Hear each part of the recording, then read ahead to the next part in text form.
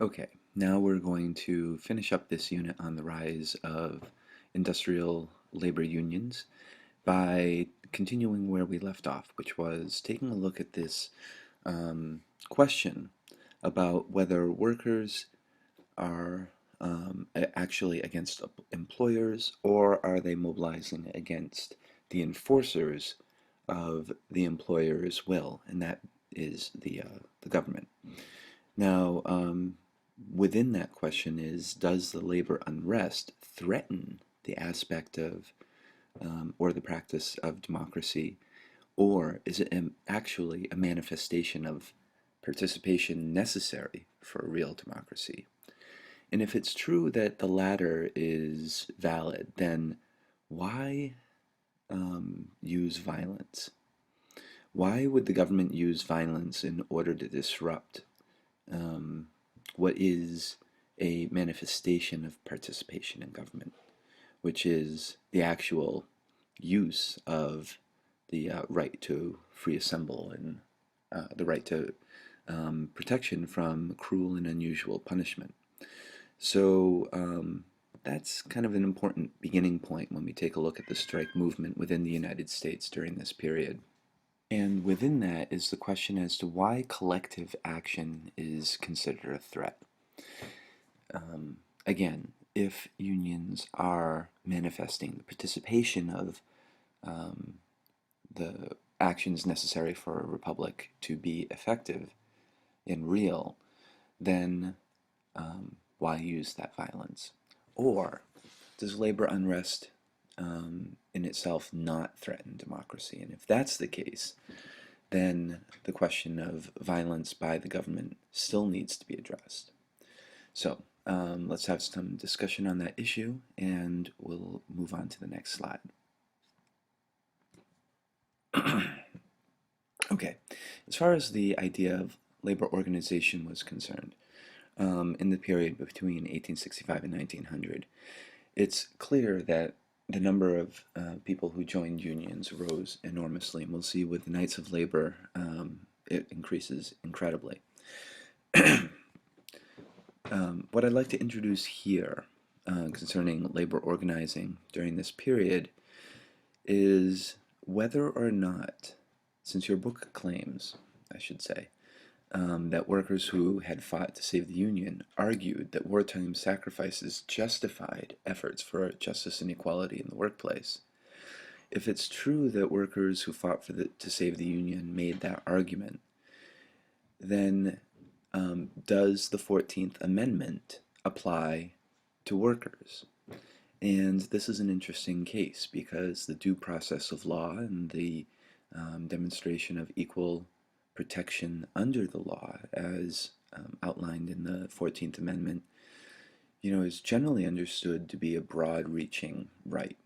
In other words, it's open to broad interpretation, and like the First Amendment, it's been one of the most contested of the amendments because of the assertion that it protects individual rights, and it can be applied to many different circumstances. Well, in this case, can equal protection under the law be guaranteed to workers, not just to citizens?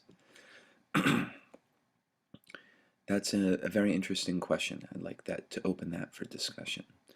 And I'd also like you to consider the claim that is made in your textbooks that few workers saw employers as a hostile class or wanted to destroy the economic system. Well, although it's true that workers saw themselves as an integral part of the economic systems and saw that destroying the system might impact their jobs, it isn't true that that this was the case for all workers. In fact, it is true that some workers, very few of them, but some did see that the system itself was the problem. And that is a question for a group that became known as the industrial workers of the world, or as they were nicknamed, the Wobblies. Okay, the real question here is, how does their struggle differentiate between the employer's actions against them on one hand and an unjust system on the other. And I'd like you to consider this question along with the question of the 14th Amendment for discussion, because they raise interesting questions about the purpose and function of democracy with its relationship to workers' rights. So if workers sought to not change the economic system or destroy it, then how do workers differentiate between, on one hand, what may just be, an unjust employer or a really bad working environment in one particular factory, or a flawed economic system which creates inequalities and injustices? Because that is at the heart of some of the questions that are underlying the inequalities of this period.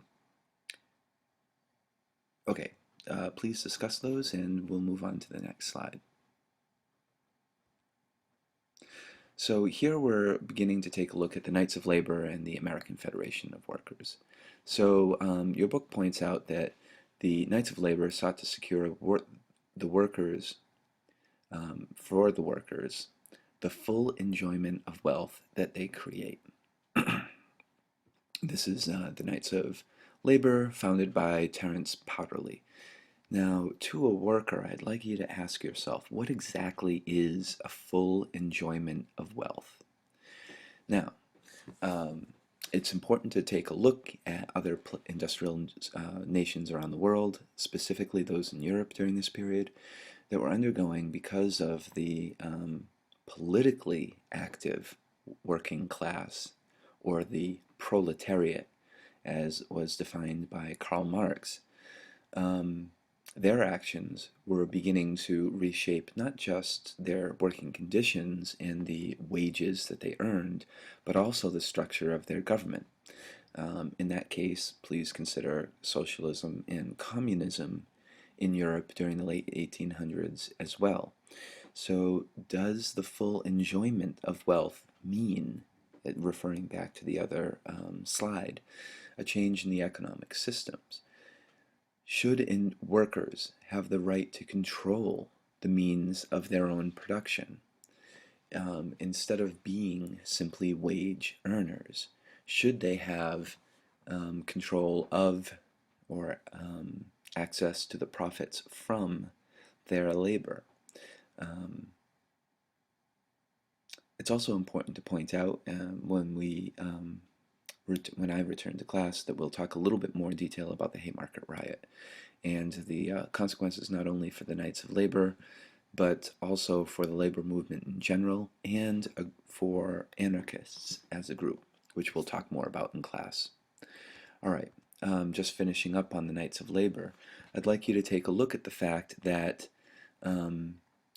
even though the Knights secured a great deal of membership in the 1800s, by 1900 their membership plummeted to about 100,000.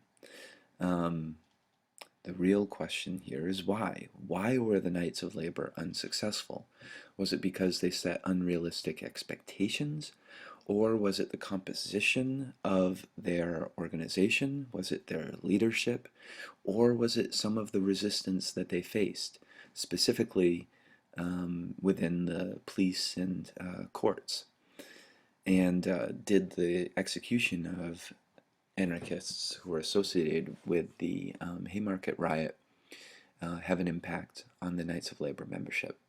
Now, your book points out that they did work to strike down and outlaw convict labor.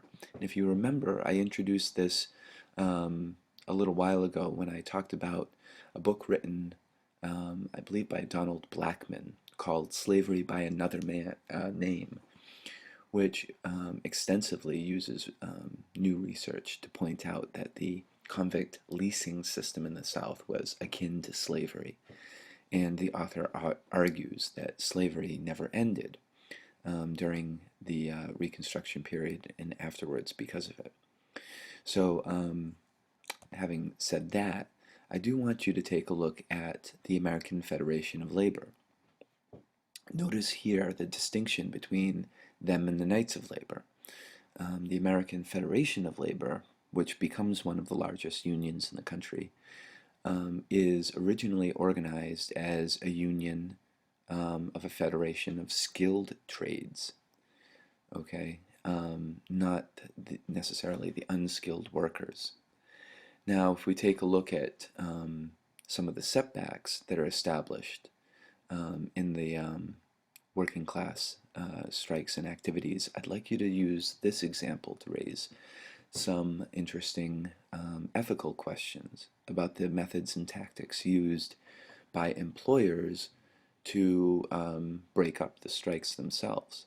And that is the question of what are actual valid options for employers? Are there any in order to break up strikes? Do employers have rights to protect the profits and the production of their investments? And if so, what means are they allowed to use in order to do so? So, are the use of scabs or troops valid tactics for the breaking of strikes? And is the use of creating ethnic division within the unions themselves, which was fairly common, a valid tactic in order to break up strikes? Was the use of terror a valid tactic, as we'll see in the Homestead strike, or the use of violence, which includes the use of government troops to shoot unarmed protesters?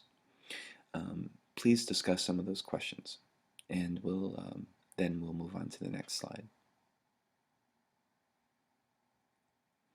Okay, two of the biggest strikes in the country are known as the Homestead strike and the Pullman strike. So you can read about them in detail in your text.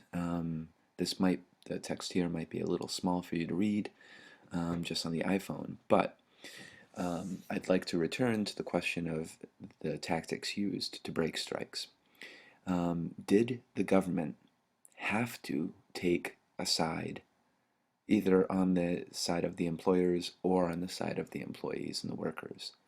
Ask yourself a question as to whether or not the government could have arbitrated or mediated these disputes, or whether it's lawful and ethical for them to, in this case, protect what they considered to be the priority, which was the economic system itself and its stability. On the other side, you have to ask yourself if the government during this period in the late 1800s, early 1900s, saw that worker strikes were a threat to their democracy, which is a little ironic in itself. But did they really feel that a revolution could take place of workers against employers, and what that could potentially mean for not only economic but political stability? So your book points out that the Pullman strike, okay, was seen by the U.S. Attorney General when he obtained a court injunction, that he declared the strike to be a conspiracy in restraint of trade. Now, is trade a protected right in this statement? Is using a court injunction to block the free assembly of workers valid? Is it ethical? Please discuss. Okay, we're going to continue taking a look at the strike here. We only have about a minute left, so I'll leave you with some quick questions. Are unions themselves un-American? What is the source of workers' reluctance to organize? Do all resistance movements face similar barriers? I'd like you to consider the women's rights to vote movement, the anti-war movement, civil rights movement. And the last statement, is it valid? And that last statement is that the importance of workers' organizations lay not so much in their successful struggles and protests as in the implicit criticisms that they offered of American society. Please consider that for discussion.